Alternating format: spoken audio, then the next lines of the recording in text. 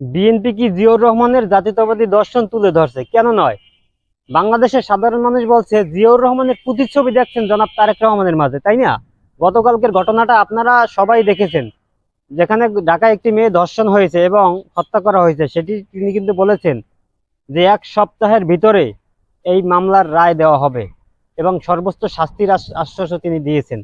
আর কি চান? জিয়াউর রহমানের অন্যতম ছিল যে খাল খনন করার, সেই খাল খননের উদ্যোগ কিন্তু অক্ষরে অক্ষরে তারেক রহমান পালন করতে আছে।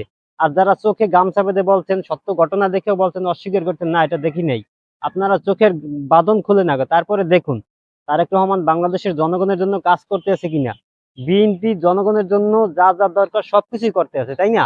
আমরা তারেক রহমানকে ধন্যবাদ জানাই এত সুন্দর সুন্দর উদ্যোগ নেওয়ার জন্য। এর আগে কোনো প্রধানমন্ত্রীর গেট থেকে বড় বড় ঘটনা আমরা দেখেছি, কিন্তু প্রধানমন্ত্রী নিজে যান নাই। তারেক রহমান যা করেছেন, স্বরাষ্ট্রমন্ত্রী, আইনমন্ত্রী সবাই কিন্তু সেখানে গিয়েছেন। এই জন্য আমরা বিএনপিকে ধন্যবাদ জানাই যে জিয়াউর রহমানের আদর্শ সঠিকভাবে তুলে ধরছে।